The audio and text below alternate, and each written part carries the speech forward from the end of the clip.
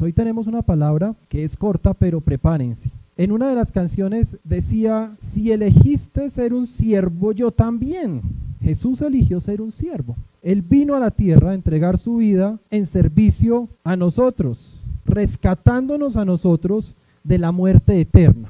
Y el mensaje de hoy se llama precisamente el siervo del Señor. Él eligió ser un siervo, decía la canción, y si elegiste ser un siervo, yo también. La diferencia es que Él es el siervo del Señor. Así lo presenta el profeta Isaías.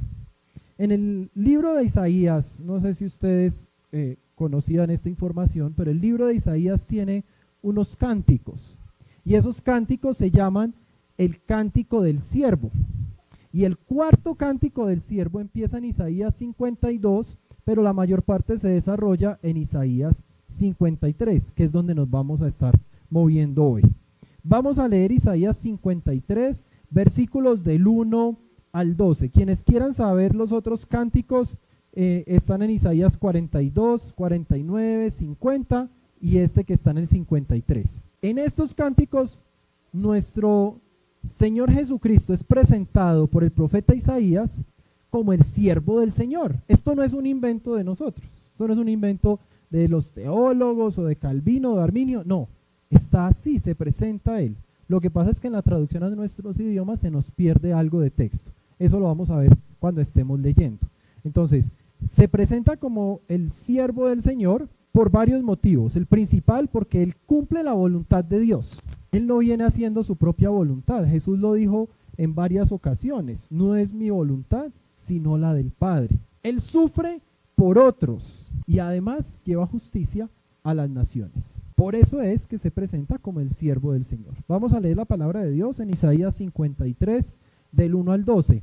La palabra que les envío todos los días, de un minuto a sus pies, no sé si lo han notado, son los versículos de la prédica. Es para repasar la prédica, para recordar qué es lo que el Señor nos está enseñando a través de su palabra y la enseñanza. Entonces, el minuto a sus pies de esta semana va a ser todo Isaías 53, 12 versículos, 2 cada día. Hay momentos en que tal vez se corta el mensaje, pero la idea es que lo vean como un todo, ¿sí? La palabra completa. Y espero que cuando lo reciban puedan recordar esto que estamos viendo acá. Vamos a leer la palabra de Dios y luego nos devolvemos haciendo una exégesis de Isaías 53 y luego pasamos a la Santa Cena. ¿Quién ha creído a nuestro mensaje? ¿Y a quién se ha revelado el poder del Señor? Creció en su presencia como vástago tierno, como raíz de tierra seca. No había en él belleza ni majestad alguna. Su aspecto no era atractivo y nada en su apariencia lo hacía deseable. Despreciado y rechazado por los hombres, varón de dolores, hecho para el sufrimiento. Todos evitaban mirarlo. Fue despreciado y no lo estimamos. Ciertamente, Él cargó con nuestras enfermedades, soportó nuestros dolores, pero nosotros lo consideramos herido, golpeado por Dios y humillado. Él fue traspasado por nuestras rebeliones y molido por nuestras iniquidades. Sobre Él recayó el castigo, precio de nuestra paz, y gracias a sus heridas fuimos sanados. Todos andábamos perdidos como ovejas, cada uno seguía su propio camino, pero el Señor hizo recaer sobre Él la iniquidad de todos nosotros. Maltratado y humillado, ni siquiera abrió su boca. Como cordero fue llevado al matadero, como oveja enmudeció ante su trasquilador, y ni siquiera abrió su boca. Después de aprenderlo y juzgarlo, le dieron muerte. Nadie se preocupó de su descendencia. Fue arrancado de la tierra de los vivientes y golpeado por la transgresión de mi pueblo. Se le asignó un sepulcro con los malvados y murió entre los malhechores, aunque nunca cometió violencia alguna, ni hubo engaño en su boca. Pero el Señor quiso quebrantarlo y hacerlo sufrir. Y como Él ofreció su vida en expiación, verá su descendencia y prolongará sus días, y llevará a cabo la voluntad del Señor. Después de su sufrimiento, verá la luz y quedará satisfecho por su conocimiento. Mi siervo justo justificará a muchos y cargará con las iniquidades de ellos. Por lo tanto, le daré un puesto entre los grandes y repartirá el botín con los fuertes, porque derramó su vida hasta la muerte y fue contado entre los transgresores. Cargó con el pecado de muchos e intercedió por los pecadores. Esto es la palabra de Dios. Y es la palabra de Dios presentada a la humanidad más de 700 años antes de que todo esto sucediera. Parecería muy fácil nosotros leerlo y decir, claro, está narrando la pasión de Cristo. Está narrando el momento en que Jesucristo fue aprehendido y lo maltrataron y lo llevaron, y en todo eso él ni siquiera abrió la boca, él no se quejó, él entregó su vida de manera voluntaria. Es muy fácil verlo ahora porque han pasado más de 2000 años. Pero esto fue escrito más de 700 años antes de que Jesucristo naciera. Esto fue presentado por el profeta Isaías como una profecía de lo que el Mesías haría por nosotros. Y aún así, Jesús llegó, cumplió la profecía al pie de la letra, y su pueblo lo rechazó. No lo reconocieron. Para los judíos en ese momento, Jesucristo era solamente un traidor, era un sectario, era alguien que estaba tomándose el lugar de Dios. Y ellos no lo reconocieron como Cristo, como Mesías. Ellos no lo reconocieron como el enviado de Dios que había sido prometido al pueblo. Vamos a devolvernos y vamos a hacer entonces ese análisis uno a uno de los capítulos muy rápido. En el versículo 1 dice, ¿quién ha creído a nuestro mensaje y a quién se ha revelado el brazo del Señor? Esta pregunta es una pregunta retórica que nos remite al mensaje constante del profeta Isaías en cuanto a la redención y la salvación del pueblo de Israel, el pueblo elegido por Dios. Entonces se destaca esa esperanza y la salvación que anuncia el profeta. Cuando Isaías escribe este texto, hay que saber que Isaías para la época era como Shakespeare para el inglés, ¿sí? Era un escritor prominente, era un escritor importante, no era una persona cualquiera escribiendo lo que se le ocurría. Era un escritor con toda la experiencia del mundo, con toda la calificación del mundo para escribir la forma en que escribía, pero además con la inspiración del Espíritu Santo para poder escribir lo que estaba por venir. Leer a Isaías es como si estuviéramos leyendo a Cervantes en español o a Shakespeare en inglés. Así de importante. Entonces, cuando él está escribiendo sobre esa esperanza y la salvación mediante el anunciamiento del Mesías, él está captando la atención de las personas.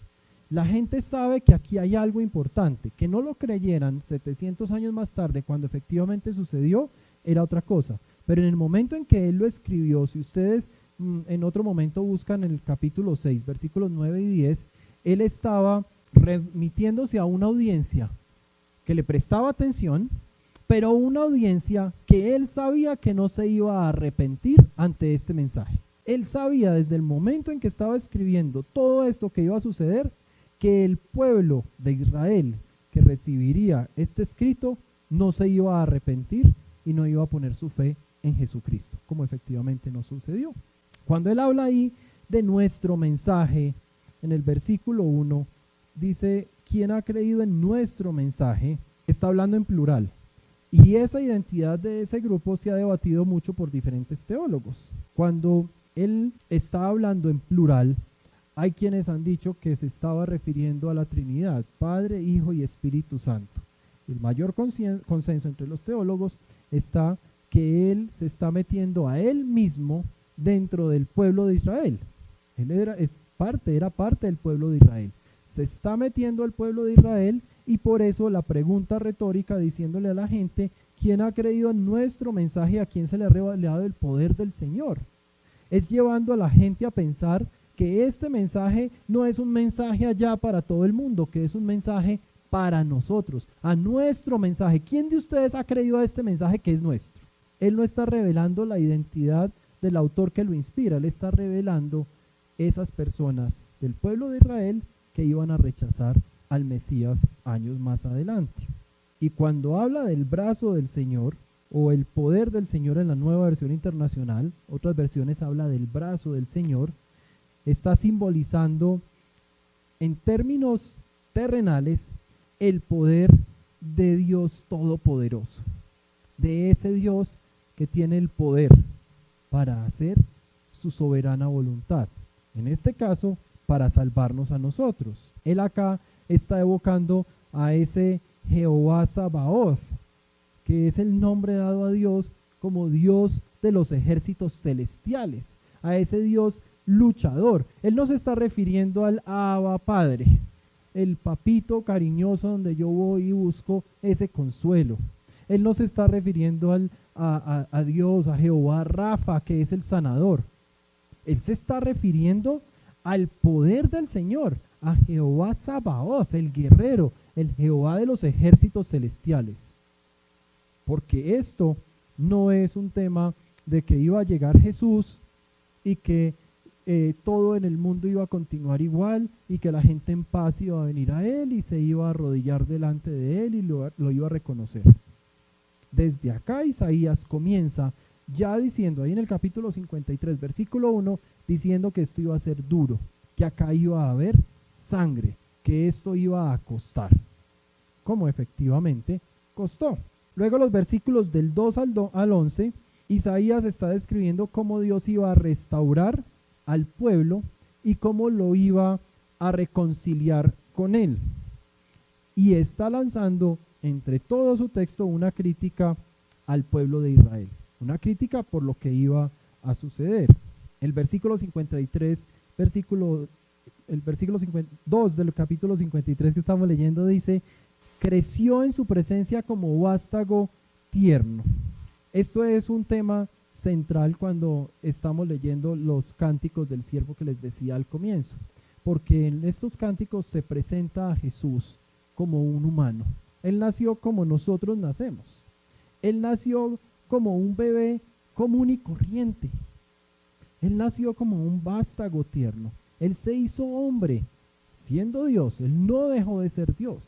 Él siguió siendo Dios se hizo hombre, completamente Dios, y se presentó en la tierra como un bebé, como ese vástago tierno. Pero ese bebecito está presentado ahí como un cambio importante para la tierra y para su pueblo. En Isaías 11, en los versículos 1 en adelante, no lo voy a buscar porque estamos corticos de tiempo, pero ahí se está hablando de ese trono y presenta también cómo Jesús, siendo ese bebé, iba a nacer, iba a trascender las fronteras de la promesa de Dios solamente a su pueblo para llevarle salvación al mundo entero. Entonces, entrega como una ofrenda, entrega su santidad, que nunca pecó. Ese bebé nació así puro como nacen todos y creció. La diferencia entre nosotros es que nosotros sí pecamos cuando vamos creciendo. Él nunca pecó y aún así ofrenda lo que algunos llaman, hace la ofrenda de la culpa. Él se hace culpable por nosotros, asume nuestro pecado para traer salvación al mundo entero. Esta bendición no fue solamente para el pueblo de Israel, sino para todos aquellos que hemos creído en su nombre. Dice también ahí en el versículo 2 que sin belleza ni majestad no había razón física o social para desear ser ese siervo. Quien veía a Jesús veía a una persona común y corriente. Quien veía a Jesús en este momento, el que está profetizando acá Isaías, ninguno quisiera ser como él, ninguno quisiera estar pasando ese sufrimiento, ninguno quisiera verse sin belleza y sin majestad. Pero él lo escogió, él decidió hacerlo de una manera voluntaria, por amor a nosotros. Su apariencia entonces estaba contradeciendo las expectativas típicas que tenía el pueblo de Israel de un libertador carismático que iba a llegar en un caballo blanco, vestido de majestad, con ropa roja, mostrando su realeza, siendo un rey, viniendo con mano fuerte a traer autoridad. Pero llegó un vástago tierno, no había en él belleza ni majestad alguna, su aspecto no era atractivo y nada en su apariencia lo hacía deseable. Cuando vemos una persona de autoridad y viene la persona bien vestida, fuerte, con tremendo cuerpo o en un caballo en esa época, la gente dice, yo quiero ser como él. Pero en Jesús no había eso. Él estaba yendo en contra del esquema de lo que tenía la gente pensado que iba a hacer. Él no necesitó parecerse a nadie. En el versículo 3 dice, fue despreciado y rechazado por los hombres, varón de dolores, habituado al sufrimiento. Todos evitaban mirarlo. ¿Cómo estaría de horrible, de desfigurado nuestro Señor Jesucristo, que dice que todos evitaban mirarlo? ¿Dónde estaban los curiosos? Todos evitaban mirarlo. Fue despreciado y no lo estimamos. Y nuevamente el autor, el profeta Isaías, se está metiendo en un plural diciendo, y nosotros no lo estimamos. Él le está diciendo al pueblo, nosotros vamos a rechazar, no vamos a estimar el Mesías.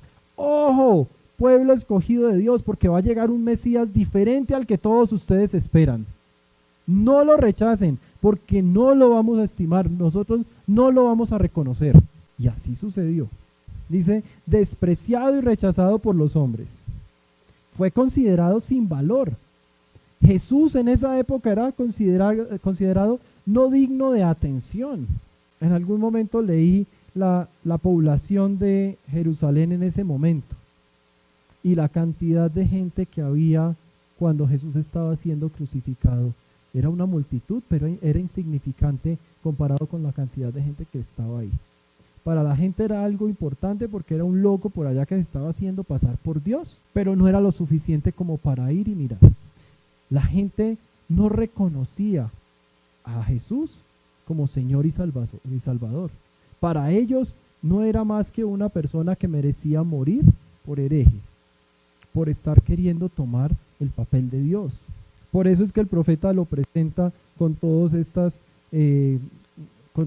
adjetivos que vemos ahí, principalmente en ese versículo 3. Despreciado, rechazado, dolores, sufrimiento, evitaban mirarlo, despreciado. Luego el versículo 4 comienza a revelar ese plan que Isaías está mostrándole a la gente. Dice, ciertamente, aunque lo rechazamos, aunque lo despreciamos, aunque lo hicimos sufrir, Él cargó con nuestras enfermedades. Y cuando dice que cargó con nuestras enfermedades, realmente la traducción, la mejor traducción del hebreo al español no sería cargar, sino levantar nuestras enfermedades. La palabra original que se usa ahí, que es kolí, es una palabra que se refiere a cargar, que se refiere a levantar, no a cargar. Es diferente. Él lo que hizo fue que tomó nuestras enfermedades y las levantó, las llevó al Padre. Es la promesa eterna que nosotros tenemos para cuando estemos en su presencia. No va a haber enfermedad, no va a haber dolor, no va a haber pecado. Isaías les está diciendo a ellos que eso va a suceder. Es la misma palabra que se utiliza en Deuteronomio 7, versículo 15, que lo que implica es que la enfermedad que está en el pueblo es eliminada. Se va, la enfermedad ya no va a existir más. Es parte de la promesa que nosotros tenemos en Jesucristo. Soportó nuestros dolores. Lo que está diciendo es que Él no solamente sana, sino que también lleva el sufrimiento de nosotros. Una cosa es que Jesús tenga el poder para sanar y diga, yo te sano, y que seamos sanos inmediatamente y ya no hay dolor. Otra cosa es que Él diga, ese dolor que es tuyo, yo lo cojo para mí. Soportó nuestros dolores, fue golpeado por Dios. Él, Jesús, presentado por Isaías como el siervo, Él se eleva como brote de tierra seca, que lo acabamos de ver en el versículo 2, según la voluntad de Dios, pero en esa voluntad de Dios también es voluntad divina que Él sufriera, que Él viviera ese sufrimiento. Para Dios Él hubiera podido decir, tranquilos, aquí muere Jesús y tu sufrimiento ya no existe más. Y muere sin dolor. Pero el plan perfecto de Dios era que nosotros viéramos el dolor que pertenece a nosotros lo viéramos reflejado en Jesús. Que viéramos el amor de Jesús, cómo toma lo que es de nosotros, lo que nos causa dolor, lo que nos hace doler y lo toma para Él. Y es fácil decir, es que esos judíos lo rechazaron y no se dieron cuenta. Pero aún en la actualidad nosotros caemos en el mismo error de los judíos. Aún en la actualidad nosotros no vemos el poder redentor de Jesús, no vemos lo que Él está haciendo por nosotros. No vemos que si nosotros sufrimos un dolor es algo así de minúsculo comparado con lo que Él nos está quitando de nuestras vidas. Y entonces podemos quejarnos porque no tenemos el dinero que necesitamos, o porque no tenemos a la persona que queremos a nuestro lado, o porque no tenemos el estudio que queremos, o el trabajo, o el carro, o lo que sea. Y resulta que eso es solo esto, comparado con el dolor que nosotros deberíamos estar sufriendo a causa de nuestro pecado, a causa de nuestra iniquidad, la cual Jesucristo tomó y Él mismo cargó ese dolor por nosotros, cargó nuestras enfermedades, las levanta ante Dios por amor a nosotros. Y no podemos perder de vista que esto es dirigido a nosotros, que sí, el pueblo de Israel falló, pero nosotros fallamos en la actualidad. Esto tiene que ser una invitación a un llamado, a una evaluación interna, una introspección de nosotros mismos para identificar en qué momento estamos siendo nosotros ese pueblo judío, ese pueblo que rechazó a Jesús, ese pueblo que se dedicó a criticar y a gritar, crucifíquenlo. El versículo 5 dice, fue traspasado por nuestras rebeliones y molido por nuestras iniquidades. Es una confirmación de lo que Él está viviendo por nosotros. Él no está sufriendo por sus propios pecados, porque no cometió pecado. Fue tentado en todo, pero nunca pecó. Él está sufriendo por nosotros. El único motivo por el cual Dios puso sufrimiento en la escena de salvación de Jesucristo es porque nosotros merecíamos ese sufrimiento. Éramos nosotros los que merecíamos estar allá sufriendo, y Él decide cargar ese dolor. Por sus heridas fuimos sanados. Entonces ahí vemos que Él no solamente está cargando nuestro dolor, sino que está cargando nuestra enfermedad. Y la enfermedad en muchas ocasiones es esto que está en nuestros cuerpos, que se está preparando, que se está incubando, que más adelante nos va a causar dolor. Él no solamente está tomando nuestro dolor presente, sino también nuestro dolor futuro, como una promesa de lo que tendremos cuando estemos en su presencia. Y Él no solamente sana físicamente, sino también espiritualmente. La enfermedad a causa del pecado, si Él toma mi pecado, si Él limpia mi pecado, si Él me da esa pureza de manera espiritual, también lo hace de manera física. Ese pecado, cuando pecamos, nos lleva a sentirnos mal, nos lleva a recriminarnos, nos lleva a tener cargos de conciencia, nos lleva a recriminarnos cosas, autorrecriminarnos, a nosotros mismos recriminarnos cosas, y eso nos lleva a enfermedad física. Es entonces cuando viene la depresión, cuando vienen los dolores, no siempre, es uno de los casos, pero nos lleva a eso. Y esa enfermedad física también fue sanada por Jesús, lo dice ahí la palabra de Dios. El versículo 6 lo que hace es que nos conecta a todos. Aquí no se salva ninguno. Todos andábamos perdidos como ovejas. Ay, tan bonitas. Pero la oveja es un animal dependiente. Es un animal que no detecta el peligro. Es un animal que no tiene sentido de ubicación. No tiene buen olfato, no tiene buena vista, no tiene buen oído. Sus garras no causan daño porque son suaves. No tiene cuerpo con chuzos, al contrario, es suavecita para poner la cabeza. La oveja no puede sobrevivir sola en un mundo en contra de ella. La oveja escucha al lobo caminando en el bosque y la oveja se va por la curiosidad, ahí sí escucha, y se va persiguiendo el ruido y el lobo se queda quietico y simplemente ataca cuando la oveja llega. La oveja, en otras palabras, es el animal más tonto que existe.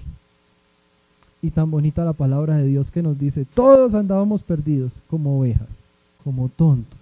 Así somos nosotros. y creemos que somos mucho y nos creemos la última Coca-Cola del desierto. Ahí nos para pagar créditos. Nos creemos los que más sabemos, nos creemos los que más podemos hacer, nos creemos, y de un momento a otro Dios nos dice, no, es que esto no depende de ti, cógela suave, esto depende es del trabajo hecho por Jesucristo en la cruz. Todos andábamos perdidos como ovejas, todos andábamos perdidos no porque quisiéramos estar perdidos. Cuando la gente dice, no, es que me alejé de mi fe y yo me fui a disfrutar la vida, eso no es disfrutar, eso son mentiras de Satanás. Pero eso no lo hacen por inteligencia y porque toman una decisión en su vida. Eso lo hacen por estupidez, porque andamos como ovejas por el mundo, porque escuchamos música que hace ruido y creemos que ahí está lo chévere. Y escuchamos gente que está haciendo cosas por allá y que dinero y todo eso y creemos que allá está lo chévere. Y terminamos sacrificando nuestra propia salvación, desconociendo como los judíos la obra que Jesús hizo por nosotros. Ya nosotros fuimos salvos, ya nosotros fuimos sanos. Y entonces, ¿por qué volvemos a lo que nos trae perdición, maldición, enfermedad, consecuencias? ¿Por qué volvemos a comer del vómito que habíamos dejado atrás?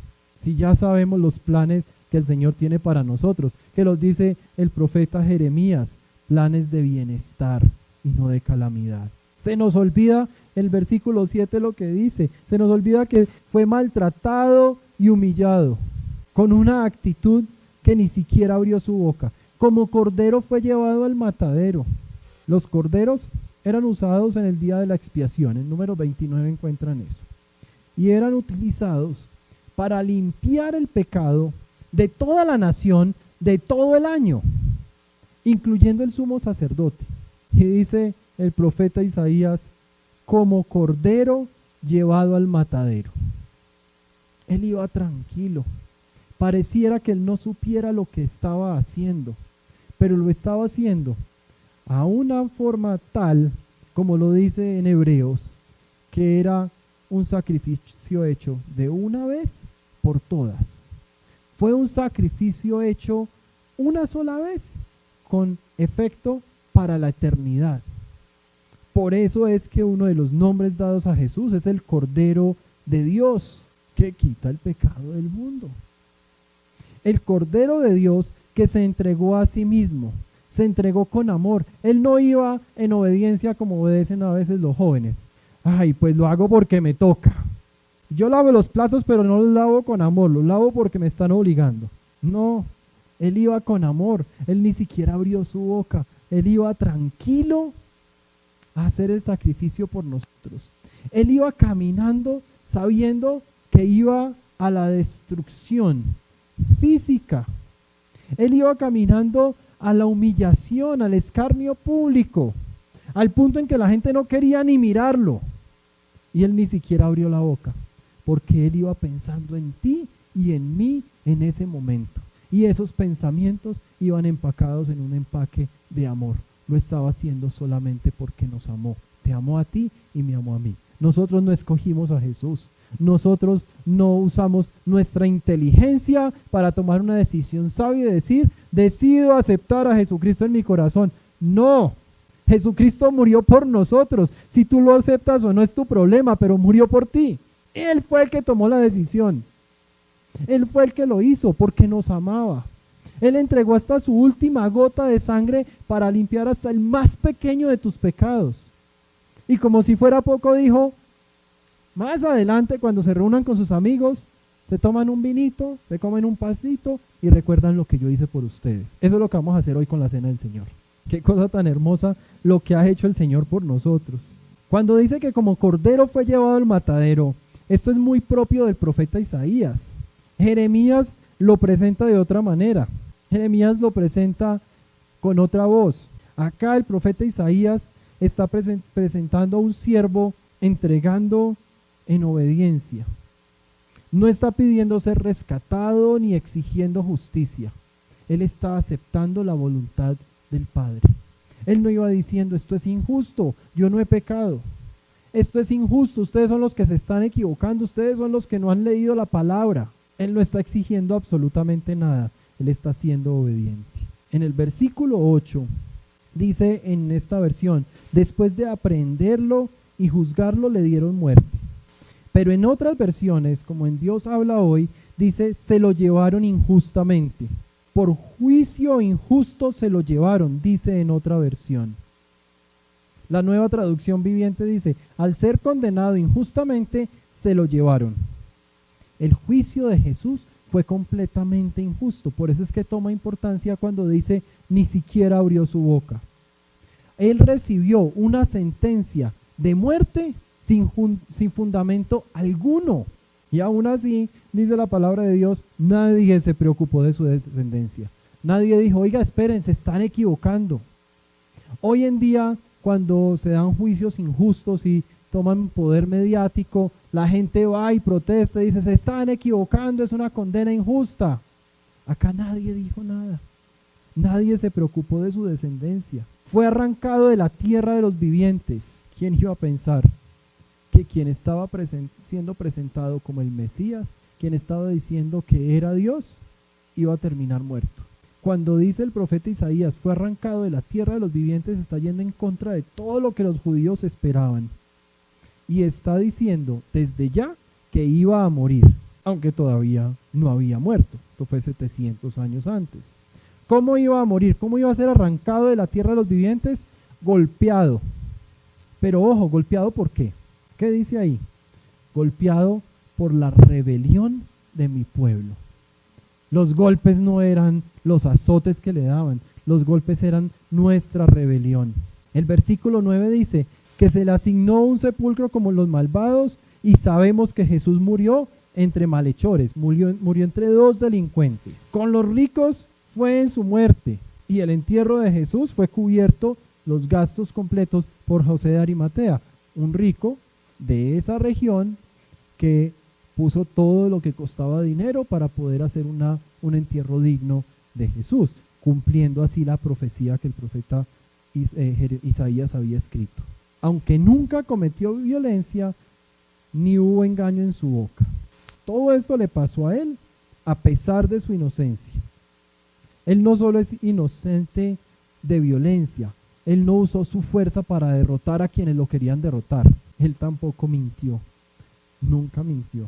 Nunca cometió violencia y nunca hubo engaño en su boca. Él no recurrió a las estrategias que recurre el mundo. ¿Por qué nosotros sí? ¿Por qué nosotros recurrimos a la mentira para lograr nuestros propios propósitos? Si nos enseña la palabra de Dios que nunca hubo engaño en su boca. Y termina este pasaje con los versículos 10 al 12, no con una queja emocional, sino con una profecía sobre la injusticia que vendría sobre Jesús, el siervo, revelada de una manera divina. Dice, pero el Señor quiso quebrantarlo y hacerlo sufrir. Imagínense ustedes, el pueblo de Israel está esperando el rey que va a venir a reinar, el que va a venir con mayor sabiduría que Salomón, con mayor estrategia que David, con mayor fuerza que todos los otros. Y viene Isaías y le dice, atención pueblo de Israel, a ese Mesías que ustedes están esperando, el Señor quiso quebrantarlo y hacerlo sufrir. ¿Quién iba a creer en este mensaje?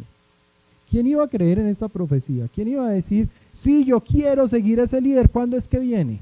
Pero es importante sacar de acá que aunque los hombres querían matarlo, fue la voluntad de Dios que él sufriera. Porque también fue la voluntad de Dios que él muriera a causa de ese sufrimiento y que él resucitara, porque no hay resurrección sin muerte. Y si Jesús no hubiera resucitado, nosotros no tendríamos esperanza de vida eterna. Nuestra esperanza de vida eterna radica en que Jesucristo no se quedó en la tumba, que la tumba está vacía, que Él resucitó. Me encanta la canción de Redimidos que dice que en la tumba de Mahoma están los huesos de Mahoma. En la tumba de Buda están los huesos de Buda. Solo Él resucitó al tercer día y dejó la tumba vacía. ¿Quién más? Cuando dice la gente, no, es que lo importante es creer en Dios, la religión es accesorio. Listo, yo le creería eso si esas religiones me mostraran evidencia de que su líder también dejó la tumba vacía. De que su líder es la persona en que creían y a la que ellos seguían y por el cual entregaban su vida, Ni entregó la vida por ellos, ni resucitó por ellos, como lo hizo mi Señor Jesucristo. Pero Él nos da vida eterna, resucita por nosotros, y yo sigo buscando muerte. ¿Por qué sigo volviendo a esas costumbres que me traen muerte si ya yo recibí la vida eterna? ¿Qué es peor? ¿No haber reconocido que Él trajo vida eterna o estarlo rechazando cuando ya lo hizo por mí? El versículo 11 dice, después de su sufrimiento verá la luz y quedará satisfecho. Él no iba a resucitar y decir, ay, casi que no, ahora sí me voy para el cielo otra vez.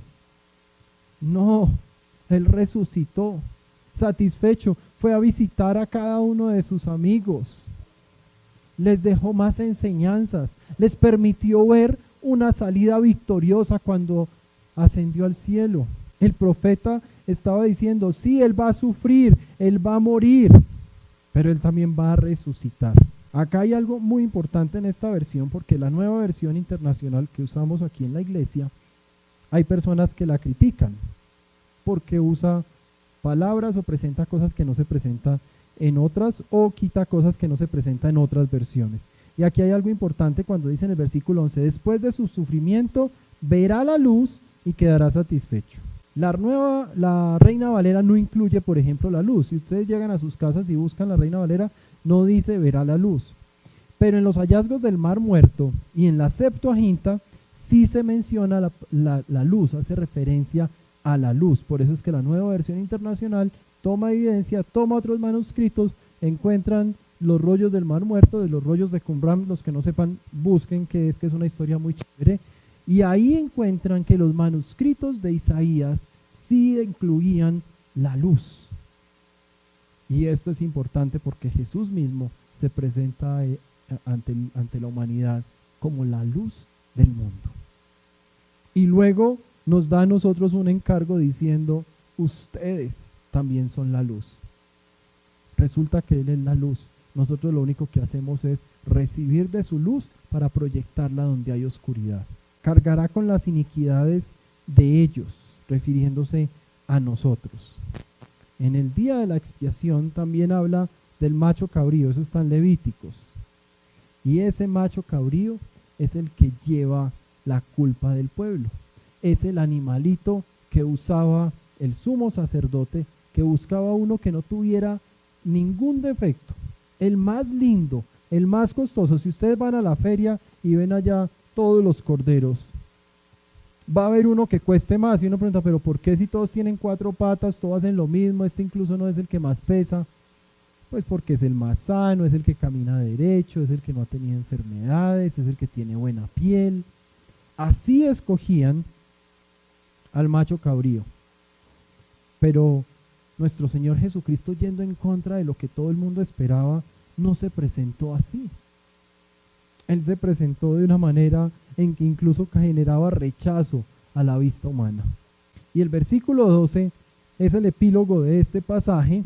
Dice, por lo tanto le daré un puesto entre los grandes y repartirá el botín con los fuertes, porque derramó su vida hasta la muerte y fue contado entre los transgresores. Cargó con el pecado de muchos e intercedió por los transgresores.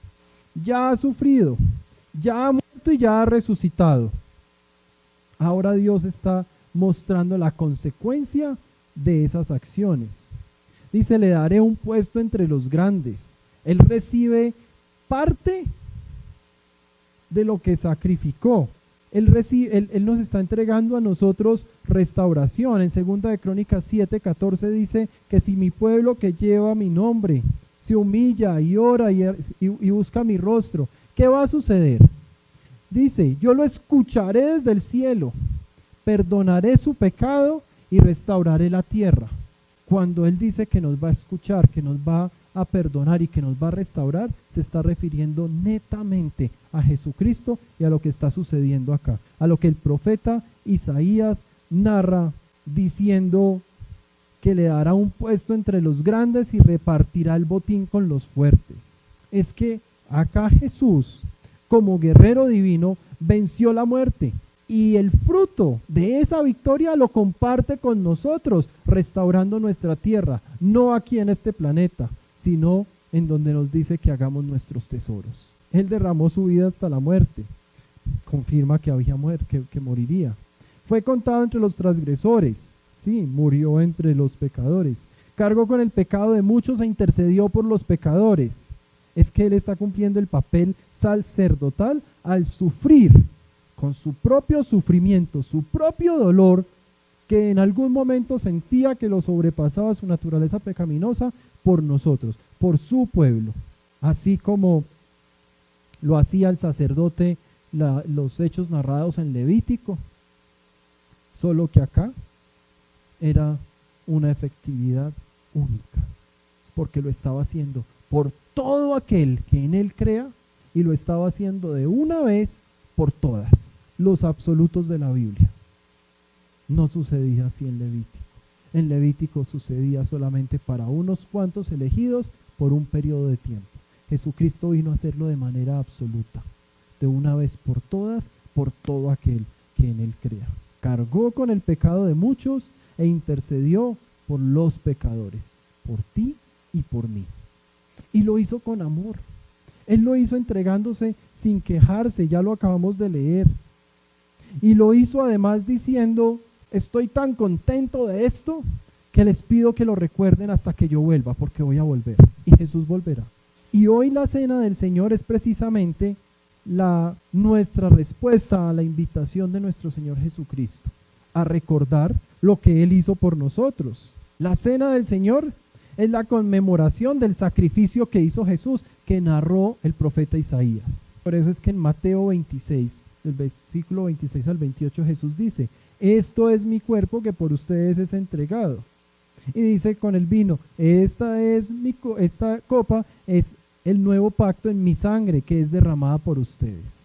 El profeta Isaías dice que va a suceder, efectivamente sucede, y Jesús dice: no solamente hacia atrás, sino hacia adelante, recuerden siempre esto que voy a hacer por ustedes. Por eso es que Isaías 53 está directamente conectado con lo que hizo Jesús, lo que vamos a recordar en esta noche. Jesús mismo vio su muerte como un cumplimiento de Isaías 53, y eso lo pueden buscar en Lucas 22, cuando él mismo cita a Isaías 53:12. Cuando él está sentado con su grupo de amigos y él les dice: bueno, ya yo me voy, cuando me vaya ustedes van a comer este pan y van a beber este vino, recordando lo que yo hice por ustedes.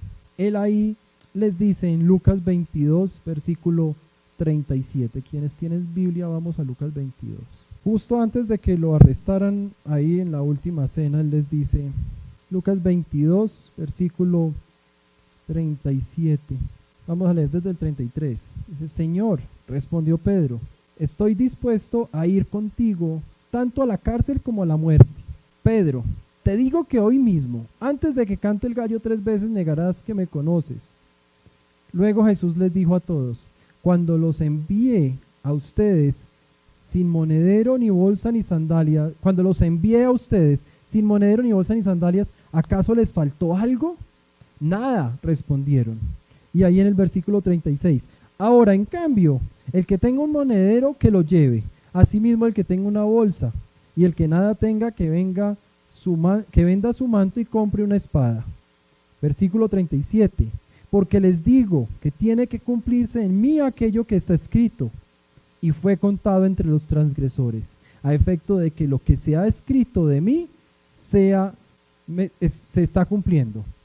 Es Jesús en la cena, citando al profeta Isaías, lo que acabamos de leer en Isaías 53:12, diciendo: esto que va a suceder en este momento es lo que se estaba diciendo allá por el profeta.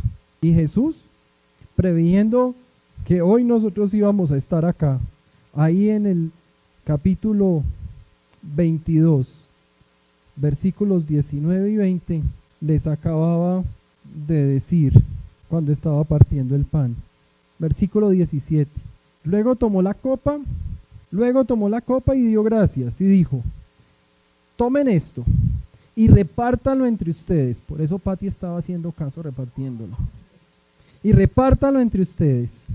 Les digo que no volveré a beber del fruto de la vid hasta que venga el reino de Dios. También tomó el pan y después de dar gracias lo partió, se lo dio a ellos y dijo: este pan es mi cuerpo, entregado por ustedes. Hagan esto en memoria de mí. De la misma manera tomó la copa después de la cena y dijo: esta copa es el nuevo pacto en mi sangre, que es derramada por ustedes. Estaba Jesús instituyendo la cena del Señor. Nosotros solamente tenemos dos sacramentos: la cena del Señor y el bautizo. Y este es tal vez de los momentos más importantes que nosotros vivimos en nuestra creencia cristiana, porque estamos obedeciendo directamente a Jesús, tomando la copa y recordando la sangre que derramó por mí, y tomando el pan, recordando el cuerpo que entregó por mí. Destruido, desbaratado, no había en él belleza alguna, y una copa que nos recuerda la sangre. Esto no es sangre, es más, este no es vino, este es juguito de uva, no es porque el vino no sea pecado, pero una copa que nos recuerda esa sangre que él entregó por nosotros. La sangre es lo único que limpia el pecado de las personas, y Jesús la entregó por nosotros. Antes de tomar este pan y este vino, los quiero invitar a orar, arrepintiéndonos de nuestros pecados, porque dice la palabra que debemos tomar la Santa Cena de manera digna. De manera digna es sin pecado, sabiendo que perdona nuestros pecados, sabiendo que no hay nada que nosotros hayamos hecho que Él no nos pueda perdonar, que nos perdona por amor, y que luego de ese pecado nosotros somos hechos una nueva creación. Vamos a orar. Señor Jesús, gracias por este sacrificio que hiciste por nosotros. Gracias por entregarte, por recibir tanto sufrimiento, por cargar nuestro dolor, por limpiar nuestras culpas, por limpiar nuestros pecados, por quitarnos las enfermedades, por levantarlas delante del Padre. Gracias porque, aunque en este momento podamos enfrentar algunas situaciones de salud, sabemos que un día seremos completamente sanos, así como somos salvos. Gracias por este sacrificio que hiciste por nosotros. Gracias por entregar tu cuerpo, simbolizado en este pan. Gracias porque soportaste todo ese sufrimiento para que nosotros hoy pudiéramos disfrutar de lo que hoy tenemos en ti. Gracias porque entregaste hasta la última gota de sangre, limpiando hasta el pecado más pequeño que nosotros podamos cometer. Gracias porque tú no te quedaste ahí, que tú resucitaste, dándonos esperanza de una vida eterna. Gracias porque podemos soñar en que pronto te podremos ver, sea porque tú vengas o porque nos lleves a tu presencia. Pero te damos gracias porque sabemos que eso es lo que nos espera. Señor Jesús, yo te quiero pedir que tú limpies nuestros pecados, que tú perdones cada una de nuestras ofensas. Señor, que si nosotros te hemos fallado, que en este momento no lo recordemos, que cada uno de esos pecados sean perdonados y que podamos ser limpios. Señor, yo te pido que nosotros hoy podamos tomar esta cena en completa libertad de que somos limpios de pecados.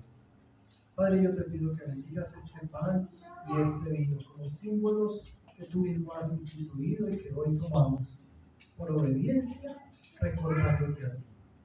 Y te lo pido en tu santo y poderoso nombre, sobre todo el nombre.